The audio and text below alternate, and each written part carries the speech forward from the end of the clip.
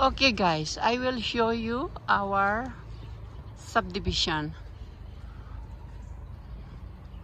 Yung bahay namin doon sa loob. Doon sa loob. And this is our parking lot. Ito ang aming parking lot kasi wala kaming yung aming parking sa ilalim ng bahay namin ibininta ng dating bumili. Yun. Tapos ito ang close siya ngayon dahil Saturday. Ito ang daycare ng matatanda at mga bata. Yan, Sentro Sosyo Komunitaryo, Distrito Carabanchel. Ayan. Pag linggo ini-invite ako nila pero ayaw ko kasi yun lang ang day off ko. Nonood na lang ako ng TV. Shout out a todos, Kindred, Smashy, Angels, Community. Yung dalawa kong anak sa YouTube, Papa Vince, and Pretty Girl, Pretty Angel, It's TV. Please subscribe.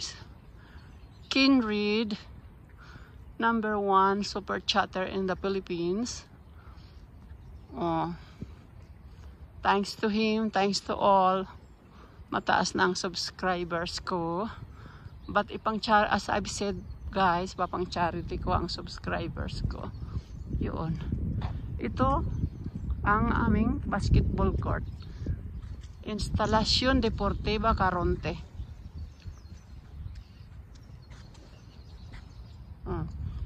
Dito nag-football ang mga bata. Bata at matanda. Dito nag-football. Hindi no kumis nada. Yan. Tapos mayroon kaming sementeryo ng San Isidro. Yan. Yung mga pine trees na yan is cemetery. Kompleto ang aming subdivision. Aray. Dito nag-football ang mga bata. No, adults. This is football, zona de football. Yan. Yun, tapos yung basketball doon. Doon nagbabasketball tsaka volleyball. Yun ang aming subdivision. We have the same all houses. Hanggang P-floor. Ayun. Ay, ganun pala yun ang aircon. So, lagyan ng supot para hindi tinataihan ng ano. Tinataihan ng mga doves. My God, summer ko lang yun nililinis. Oh. Dito supposed to be ang basketball. Dito sila nagbabasketball. Nagdadala ng kanya-kanya ng ring. Oh, walang ring oh. Ayun. Oh, nagwiwi si Indy. Hindi wiwi. Tapos na siya doon sa parke ng pumunta kami sa matatanda. Yun. Iniikot ko kayo sa subdivision namin. Yan, ganyan ang mga bahay.